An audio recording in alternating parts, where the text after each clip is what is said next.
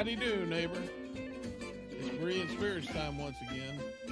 The boys have gathered around and they're ready for you. So join in, make comments, and study with the guys as they try to study as the Bereans did in Acts chapter 17. And now, here's the guys.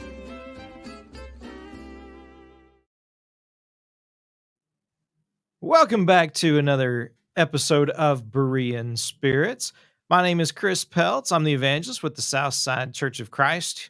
And we have joining us today, as always, Mr. Richard Dodson with the Kearney Church of Christ up in Kearney, Missouri. Richard, I bet you're busy posting links. Yes, I am. Yeah.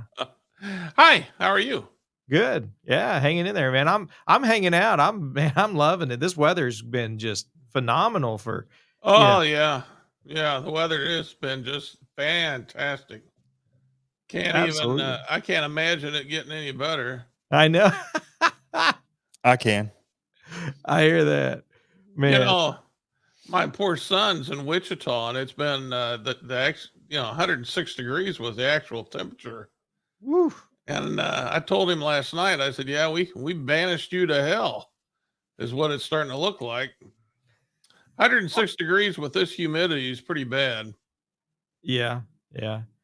Yeah. I talked to some folks down in Texas that they, I think at like 11 o'clock at night or midnight or so, they've gotten down to 98 degrees. So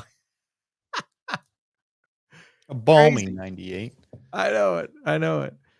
We got Josh Thornhill over in Johnson City, Tennessee with the Brookmead Church of Christ. Josh, how you doing, man? I am doing good.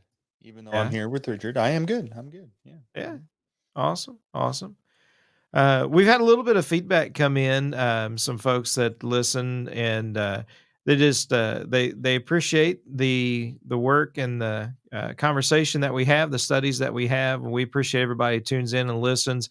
Be sure and share the live stream out on all your social media. Let folks know that not only you're listening, but invite them to come and listen as well. And of course, during the discussion that we're going to be having, you can always make a comment, ask a question, and we'll do our best to kind of go through those as we go through the program as well. You guys, we're gonna talk about criticism, both giving and receiving criticism, and probably giving criticism is a whole lot easier than taking criticism. Because it's easy to be critical of others around us, and we always see the mistakes of others. That's why Josh always gives Richard a hard time, and vice versa. Again. Yeah. So that's the easy part, right? I mean, isn't that? Yeah, aren't we supposed to be critical of one another? Isn't that the way it's supposed to go, guys? Um, Yeah, not exactly, right? I mean, not that's. I'm busy right now posting links. No, you're good. You're Yeah. good. No, So we can I'm say all actually, kinds of things, and Richard won't know what's happening. Good. that was actually my excuse not to answer the question. Yeah. Oh, I gotcha. Does he ever know what's happening? Right. Exactly. Yeah. I mean, Richard's we can be critical of Richard right now. He gets distracted easily. Doesn't, he's great at hearing, but terrible at listening, I'm great at hearing. but terrible at listening. I'm not good at hearing. I need hearing aids. Oh, really? Yeah. Yeah. I mean, I guess with your age, that's one of those things that happens. No, they told me that. You didn't know? Did I never tell you that? No, I don't guess so. Oh yeah, doctor said, "Hey, you need to get hearing aid." My wife says that too, but I can't watch TV without the words coming up. I have to have that. Either that or turn the volume up full blast. You don't need hearing aids until you can't hear them tell you need hearing aids. Yeah, not according to my wife. Well, if you're still hearing her, It would help if it would help. If she would just look at me when she's talking instead of mumbling while looking at something else. I can't. I keep telling her, if you're going to talk to me, you got to look at me. what a great opportunity here, Oh, right? there's your I mean, so we're segue. we're always looking for examples for what we talk about. Yeah. And we're And I, talking about being critical, offering criticism. and I always provide it. Seems like it's always a me Yeah. who jumps in here. But one of the the problem is, we're not the ones you need to be talking to about this right now. I just ignore her. Oh man. I'm fine. She just needs to look at me when I'm talking, when she's talking to me, and I'll understand perfectly what she has to say. Yeah. But Pretty soon we're going to have a couch in Richard's office so he can lay down and he can just let everything go. yeah. How do you feel about that? I know. Well, if we're gonna start, let's start right now. Yeah, Richard. So go ahead. Tell Are us more you? about your wife. Yeah. We're Well, gonna, that is a pet peeve of mine. I mean, people need to look at me when they're talking. yeah. I mean, why wouldn't you do that anyway? Well, I mean, I was always taught look somebody in the face when you talk to them for sure. But you're right; it does make a difference because even when someone turns around, or like if I'm having a sighted guide who's guiding me through a store, and they try to talk or tell me about something, I can't hear them if they're not facing me. It is difficult. Okay, and look at it, and you're blind, Yeah, and you got probably the best hearing that I've ever been around. So it's difficult when they're not facing you. It yes. it really is. I get that for sure. So, um, So and what do which we? just goes to the point, if you're going to be critical of someone, right? If you're going to offer them criticism, first of all, look at them. Oh, walk in their shoes.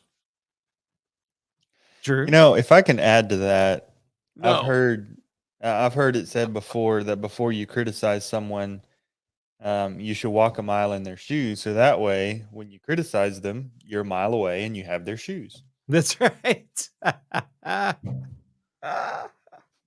Oh man, that's great. You know, the whole point, really, and we're going to get to, I think, Matthew chapter 7. Most people look at this as judging, as judgments. A lot of times, I think criticism falls into this very same text of Matthew 7:1 through 5.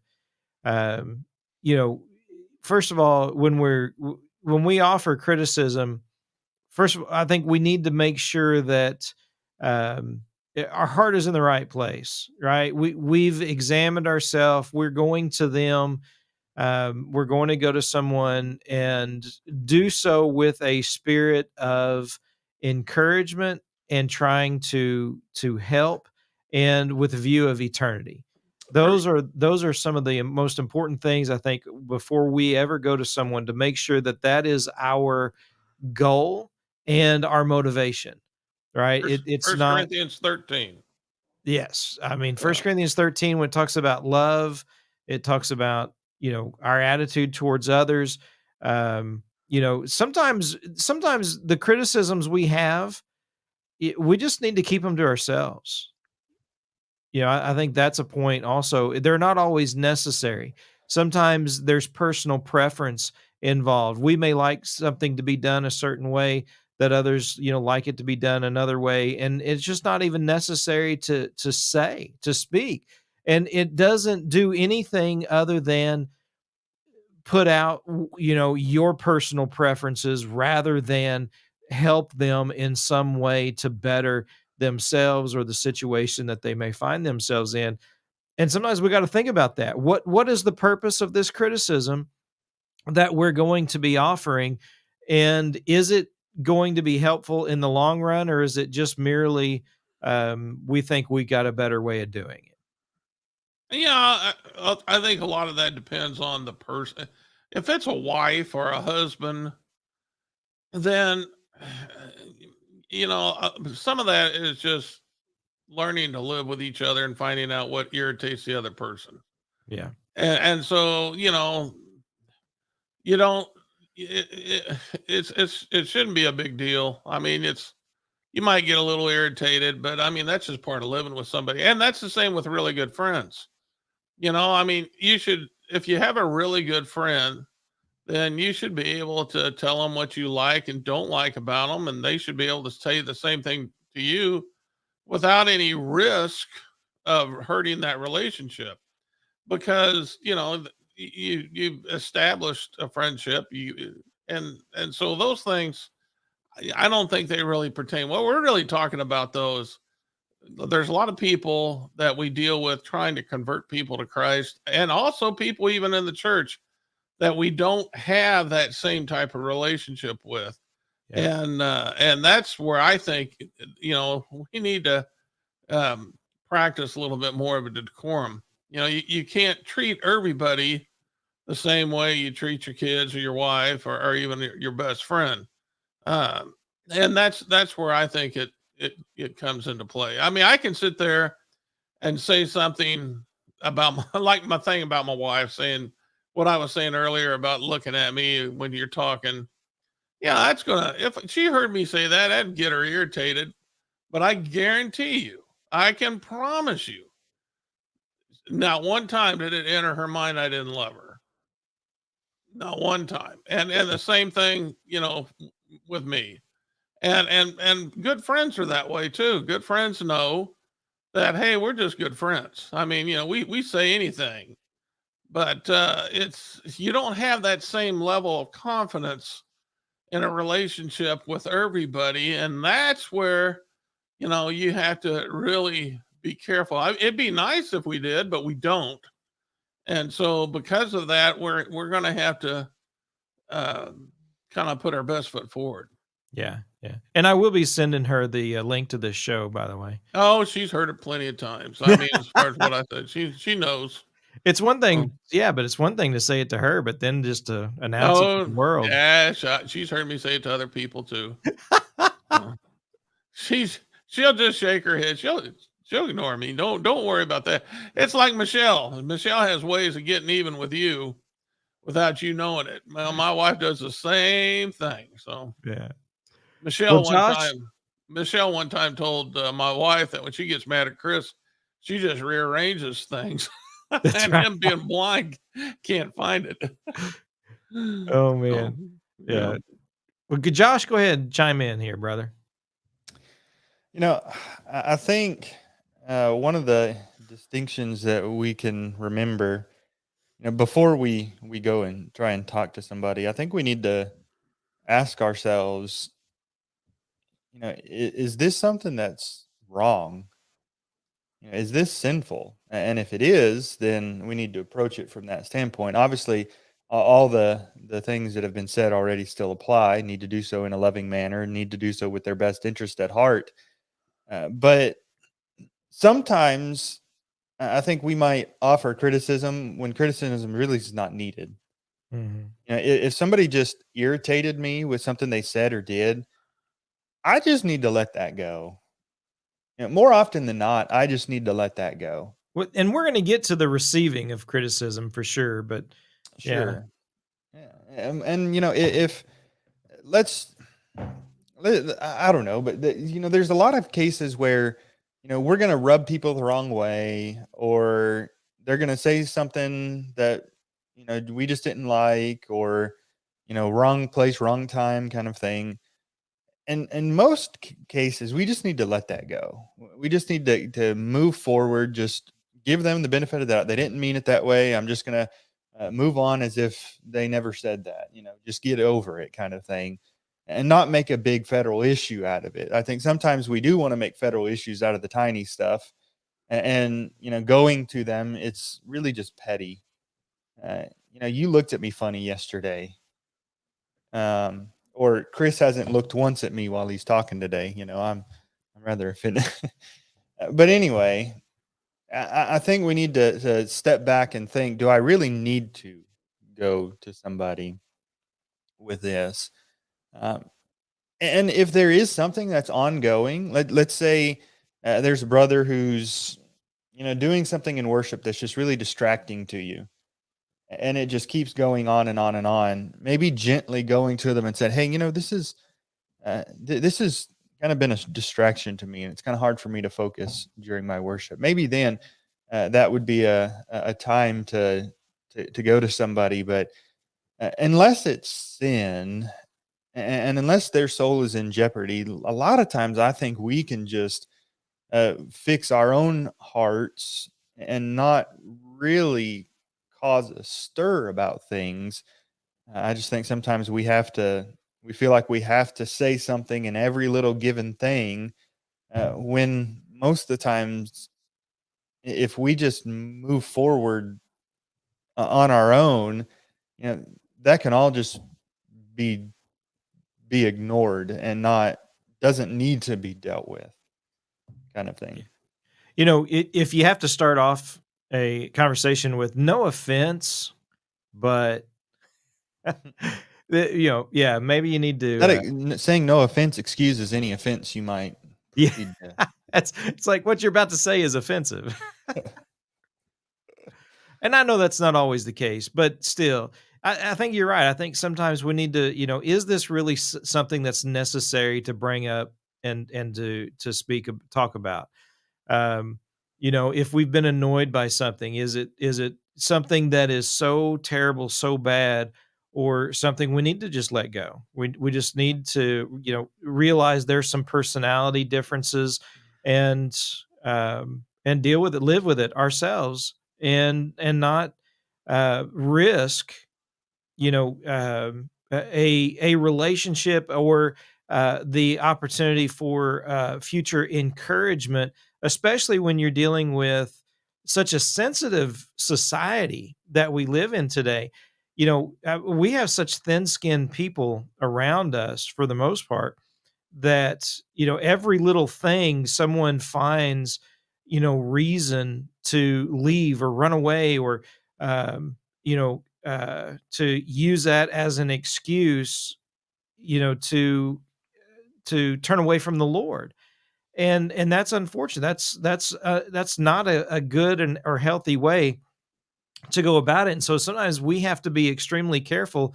And even when there is sin involved, when something needs to be said, it has to be said and dealt with, and sometimes in the most loving and caring and just delicate way that we possibly can.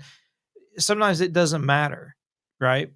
Which kind of gets into the idea of receiving criticism, and I think that's probably where we really should spend most of our time, because there are rough and gruff personalities, there are extremely sensitive personalities.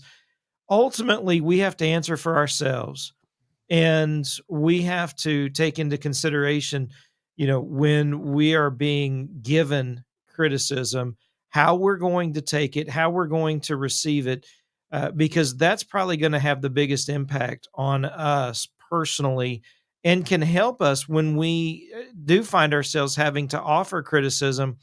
Like you guys have said earlier, put ourselves in the shoes of others, and how would we receive this? How would we take this, and then and then move forward? You know, I couldn't help but think of Romans 14, because, in that passage where a man has a liberty to partake in something, but because of it might offend a weaker Christian on a particular topic, he was willing to forego his liberties in order to be able to edify. And I think a lot of that comes into play with our relationships at church. We need to, you may be, the Lord puts all kinds of personalities in his church, and that's part of his genius. And then within that, we have to learn to practice love. And again, that's a skill. That's something we all have to work together to do, and that takes great patience. But it may be that your personality rubs somebody the wrong way, and if you may have to, like, calm your personality down, even though you have the right to be yourself. There might be aspects of it you may have to calm down, just so it's not a distraction to somebody else, because you're putting your brother first. So, and vice versa. I mean, I had a brother come to me one time, And he said, he said, you need to talk to brother so-and-so. And I'm like, why? And he said, well, he goes, you wouldn't see, you sit up front. He said, but he led the opening prayer sitting down. I'm like, okay, he led it sitting down. He said, well, that's disrespectful. And of course, my reply was, do you have a scripture that shows that? And he didn't, but it just bothered him. And that's something I tried to emphasize to him, is that look, that you may think it's disrespectful and it may bother you, but the first thing you need to do is, like what Josh was saying, you need to find out if that is a violation of scripture. And if it is, go talk to him. But if it's not, which it's not, then you got to decide where you're going to handle it next. Because, more than likely it just kind of rubs you the wrong way. And as Josh was saying, you just need to put it to rest. So, I mean, it goes both ways. Practicing love and patience, is part of love with your brethren. It goes both ways. And people have to practice it to get, and that doesn't mean they're going to be perfect with it at first. So, when you enter a church, you got to expect you're going to be offended from time to time by people.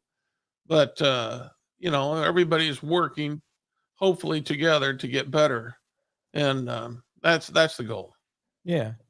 No, and there was an occasion when I was preaching at a congregation, and because I've gone through stages of vision loss, and I got to a point where I was having difficulty while I was learning Braille and learning, and really working on my memorization.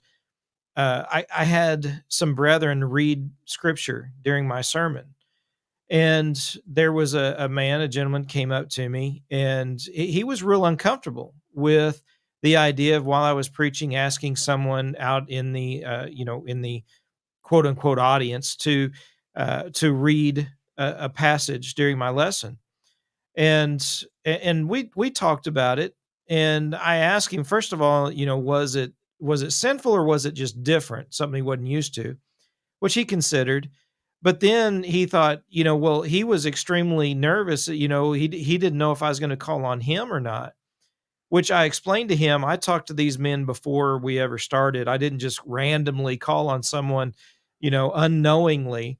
These men were, chosen. I talked to them beforehand, and they knew they were going to read those passages, and he didn't know. And so after explaining a few things, everything was fine. But sometimes asking questions may be a better way of approaching certain types of criticism, and letting someone know, is like, hey, if you're going to be calling on folks, that would really bother me. I'm scared to death. Or, what if I get nervous, couldn't turn to a page, and then find out, oh, well, that's not the situation at all.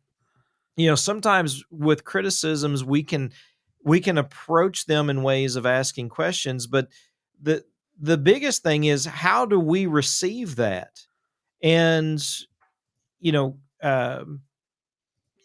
maybe one of the first things we need to do is ask ourselves, what's the purpose or the intention of the brother bringing the criticism, or the sister for that matter? Josh, I mean, that might be something you could really elaborate on, because I think Richard brought up 1 Corinthians 13, but so many other passages. When someone is bringing a criticism to us, what should be one of the first mindsets that we have in receiving that? One of our first mindsets should be that, they have enough care for me that they brought a concern to me. A friend of mine sent me a quote yesterday. Yeah, it was yesterday. And the quote says, "I do not want you to accept me as I am. I want you to love me enough to push me and challenge me to be who God wants me to be. Can I count on you?" And I think that's at the heart of what it is that we are dealing with here. And so on both sides of this, I think we need to step into the other person's shoes if we're giving the criticism, step into their shoes and think about how they will feel in receiving it. Maybe the circumstances surrounding what it is that they were doing, or that surrounded what they were doing or what they did. For example, several years ago, my dad and brother and I were in the grocery store, and there was this kind of little section that had some other items that they were selling, and they had a register there. And the woman who is in that section, kind of manning that section, she had just smashed her finger in the register. And Dad had asked about something, and she snapped at him. We just kind of didn't think anything of it. We just and as she was checking us out, she said, "Sorry for snapping at you. I just kind of smashed my finger." Some people might have been really angry with her at how she responded. But the reason she did is because she had just smashed, and I watched her smash her finger in the register. So I saw the whole thing. So do we have are we willing to give that perspective? To step into their shoes and to consider, well, how would I react if I were in that situation? What would I do? What would I do differently? And so I think that's an important way to step into their shoes. And then if you're the one giving the criticism, also ask, if I were in their shoes, how would I want them to give this criticism? And that's part of the golden rule: do to others as you would have them do to you. If the roles were reversed, how would I want them to approach me? Yeah. And go about doing that. And don't be unreasonable. I would want them to just, smack me across the face and say, you sinner, you need to change. No, you wouldn't want that. So let's be reasonable. Think about how they would want to be approached. And also, I think underlying all of this, we need to remember that we're brethren. We're brothers and sisters in Christ. And our unity and our peace and our love for one another is the most important thing. And maintaining and achieving that is the most important thing. And so those thoughts need to prevail as I go and offer this criticism to the person. But I think also on the other side of that, if I'm receiving it, I need to remember that, as we started with, they care enough about me to bring an issue to me and give them the benefit of the doubt. And I think this is important too. One thing I want to hammer on here: even if somebody doesn't come to you in the right way, it doesn't negate what it is that they tell you. Yeah. If I'm guilty of sin and Richard comes to me and he's a complete jerk in the way that he comes to me about it, it doesn't negate the fact that it's sin and it needs to change. And so the fact that somebody comes to you or approaches you in the wrong way doesn't then bolster you to be able to continue in your sin because they didn't approach me the right way. No, you still need to consider what it is that they've said. Mm-hmm. And you still need to reflect upon whether or not you need to, there's actually a change that needs to take place in your heart. And I think sometimes we just get so upset because he was rude to me, or he was a jerk, or he said things I didn't like, or he should have approached it differently. Well, who cares? What is it that he said, or what is the issue that you need to work on?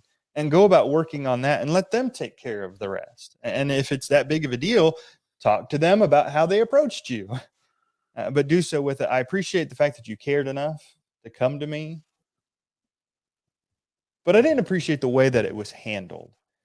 And, I think there's a lot of things that sometimes we let get in the way that really shouldn't get in the way. Yeah. And with that, sometimes I would say, first of all, if they were right, even if you didn't agree with how they came to you, I think first of all, you should thank them and let them know that you're making the necessary changes, and maybe just let that go. Maybe sometimes we just have to let that go, because sometimes if we then try to tell them about how they approached you, one of the issues, it almost looks as though all right, you found fault with me, now I'm going to find fault with you. And sometimes it's not necessary. Sometimes, it's never a comfortable situation. No one likes to be corrected, and we shouldn't like correcting others. Now, I Those people I are I was just careful weird. with how I said that, because there's a lot of folks that love to correct others, and that's unfortunate. And if you're one of them, you need to really think about that and reexamine yourself and realize that, being willing to do it is different than loving to do it, right? Being willing to do it, yes, we need to, but that's not something that we should enjoy, just as we don't enjoy receiving correction.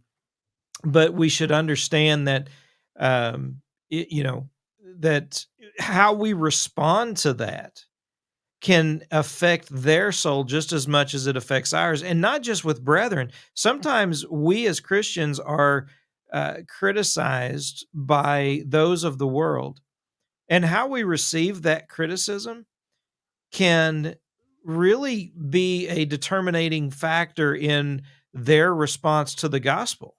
Right or wrong, it can have an effect. And sometimes, if we're representing God, which we are to be, then how we respond to that criticism is a direct reflection of our profession of followers of Christ.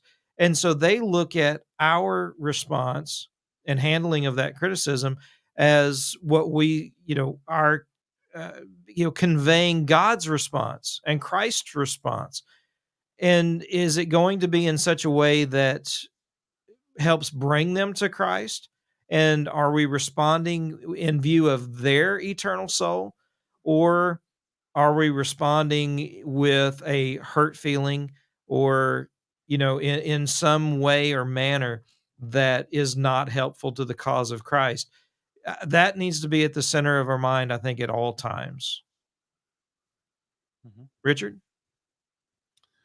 You know, many times I think it's difficult to go to someone when we think there's sin involved, or if we're trying to criticize sin. And a lot of times things happen through gossip. In other words, one brother will come to another brother and say, "Look, this is how so and so feels because they came and told me about it." And right away, that's happened to me here in the last, I don't know, year or so.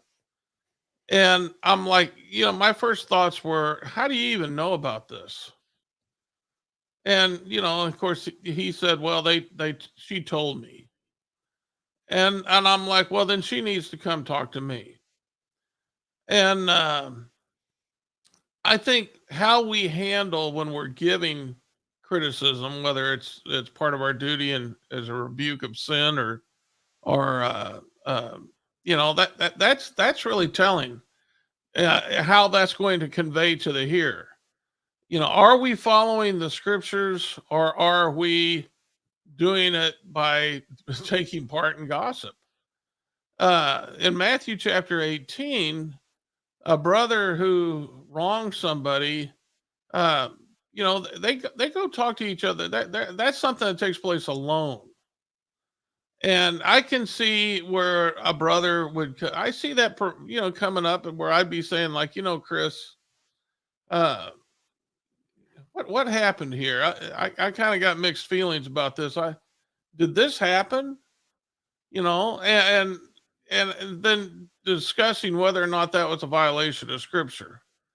But that's done alone, and that's between the two people. And if we have the right attitude when we go to them, and we're being careful, because we don't want to be tempted, as the Bible says. So if we're going to them out of love and we're being careful about that, then they're going to see, the person listening is going to say, well, look, they're serious about this because they're following the scriptures. I mean, they're doing exactly what's supposed to be done. And so this isn't somebody just coming to me with some kind of willy-nilly gripe. This is a serious person, and they have something serious to talk about with me. And I think that's important, that we make sure when we talk to somebody, we follow the scriptures. But then, as far as, uh, we have the example of Aquila and Priscilla. They had criticism, constructive criticism, for one who obviously was doing something in ignorance. Apollos didn't understand. It's Acts 18, I think, isn't it?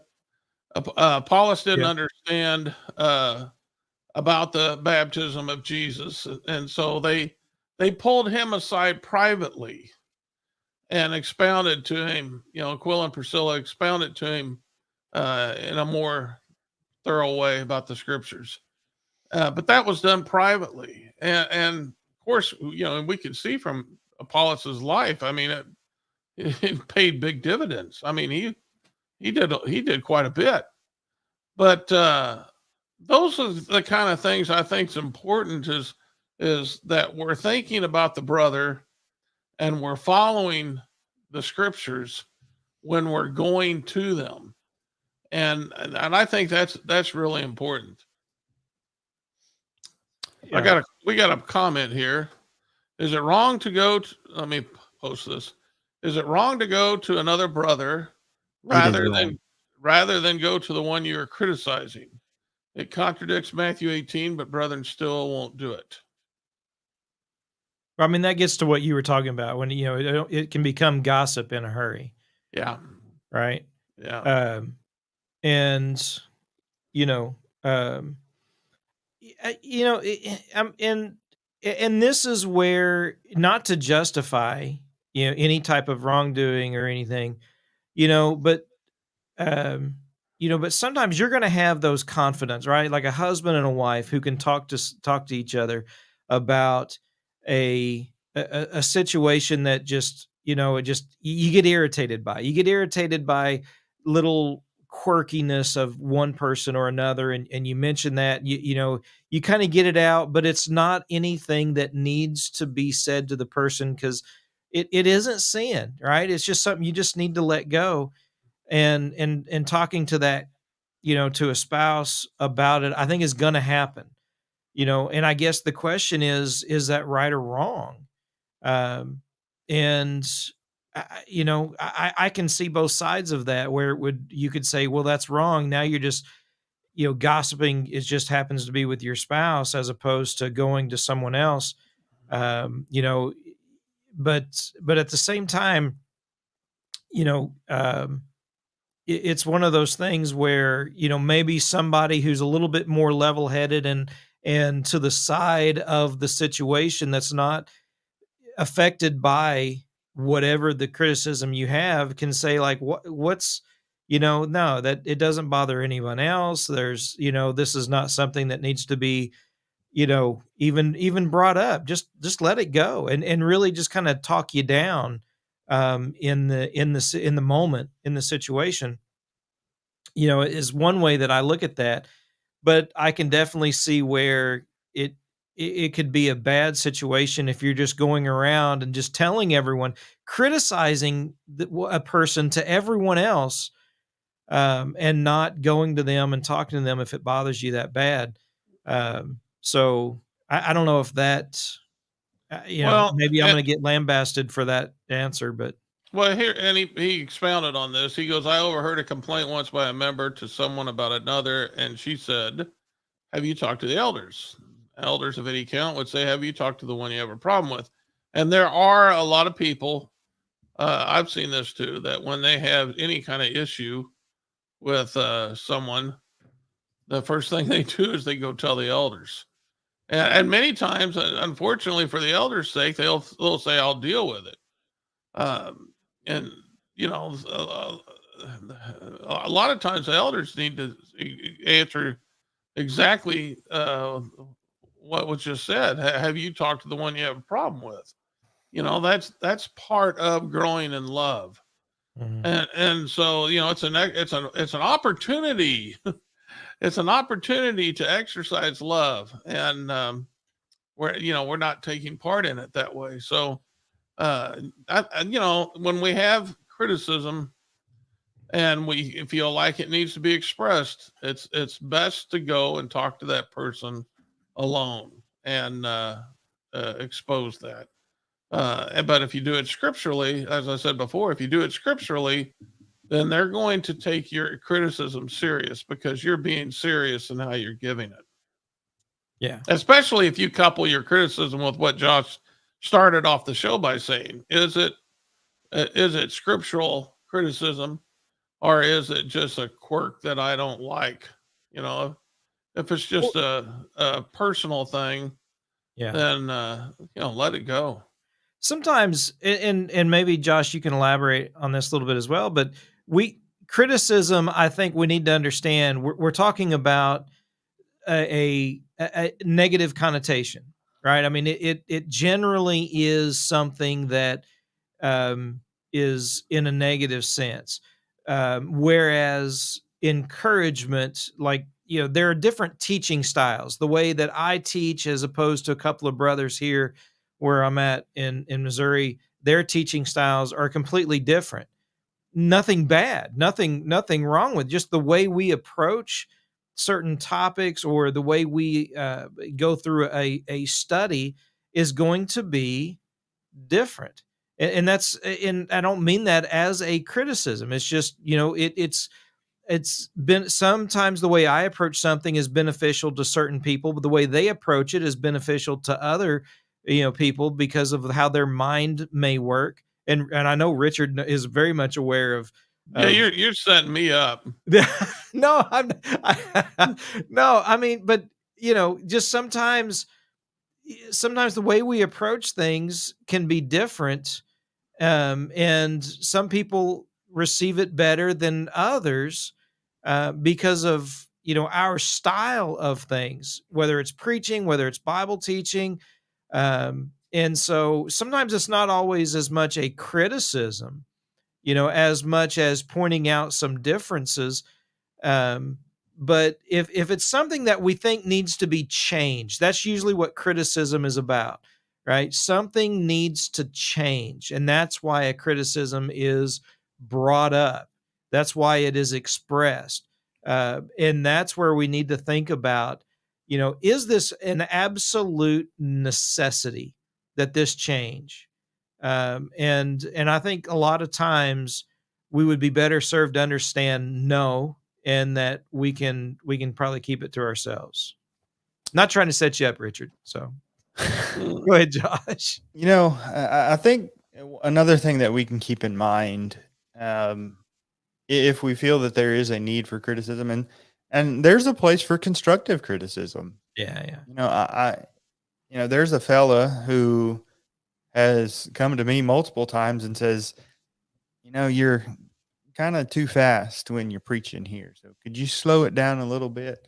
He's trying to, just be constructive and saying, hey, this would help me out a little bit. And he's not being overly critical in asking that. He's just saying it can be hard to follow sometimes. So, I'm like, okay, I'm trying. But I also think that you have a biblical pattern of how we can approach things like that. If you read some of the letters of Paul, typically what Paul does is begin with a greeting and start speaking about some of the good things.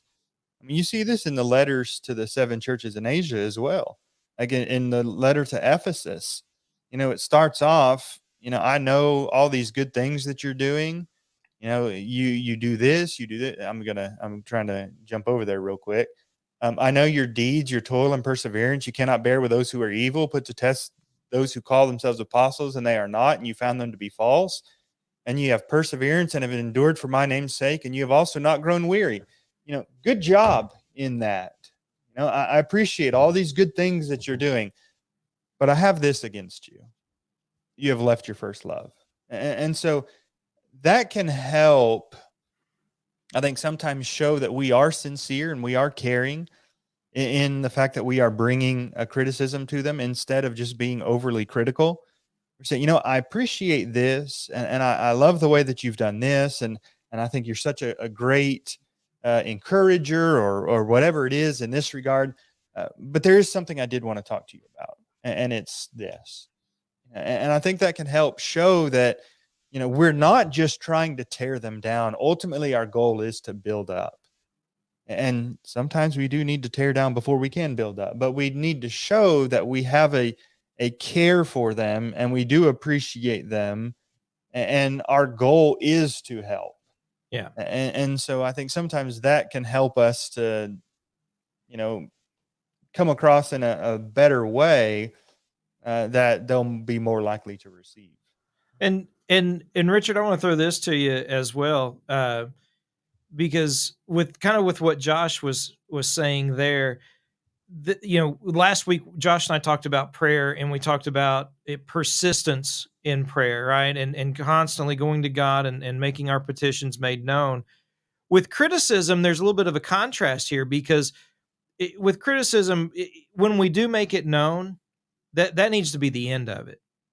Right. I mean, there needs to be a point where we don't, it's just not constant. We're just not, some people seem overly critical, or that's all they do. The only thing they ever give or offer is criticism, and that can be bad in two ways. First of all, you can build a reputation on this.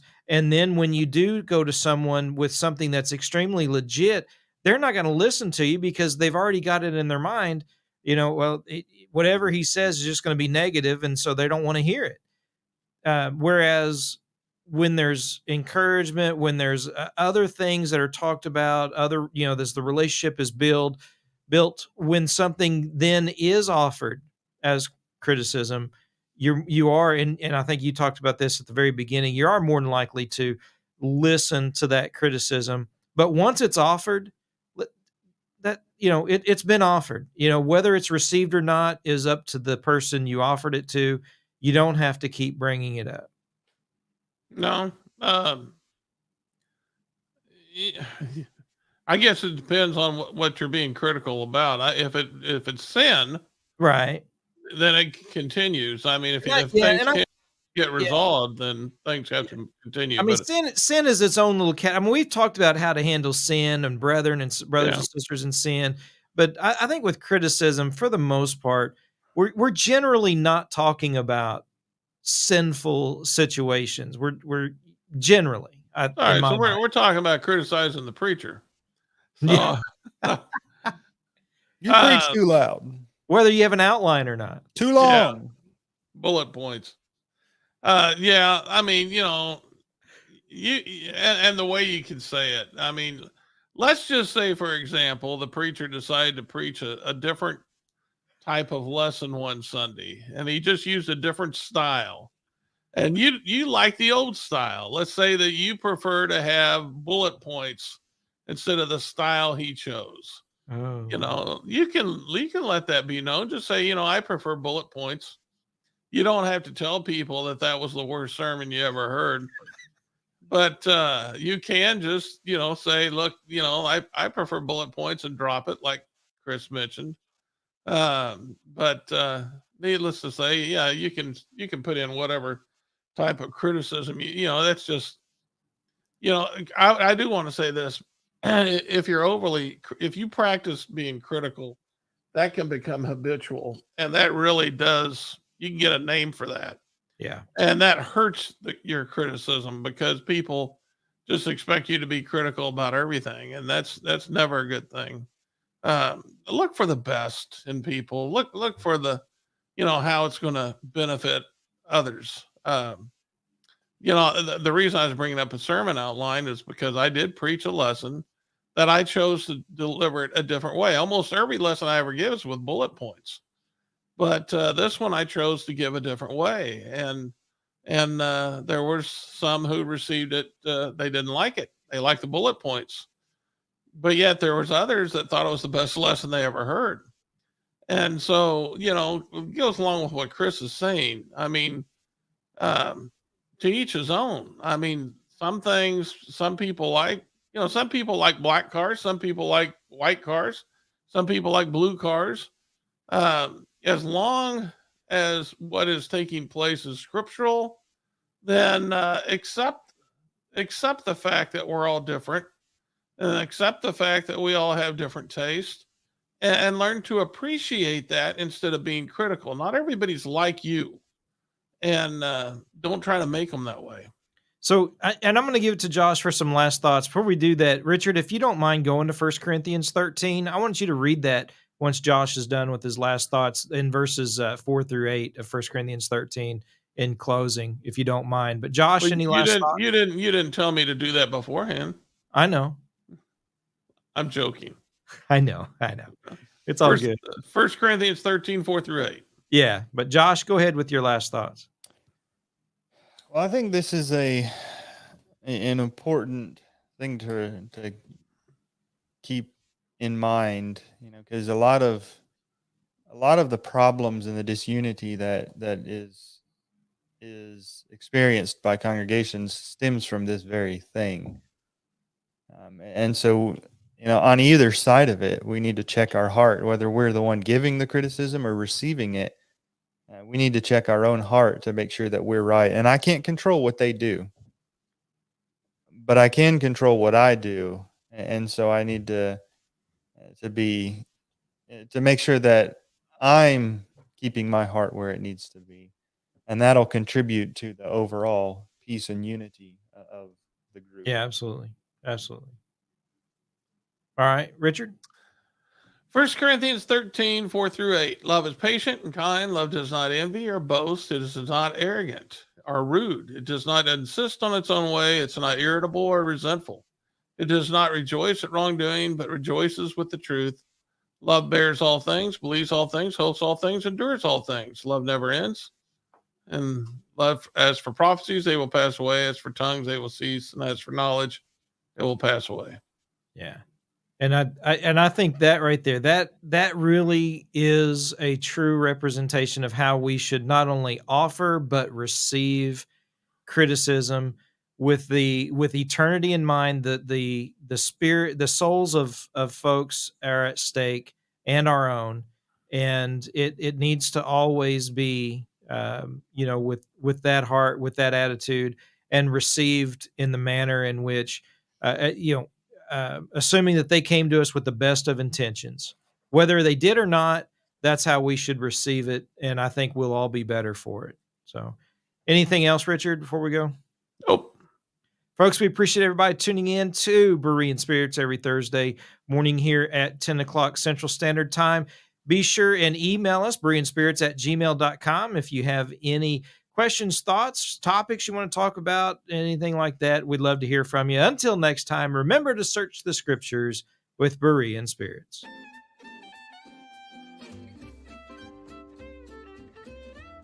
Well, folks, that's all for today. Don't worry. Lord willing, the guys will be back next week for another Bible study on Berean Spirits. Until then, let the guys hear from you.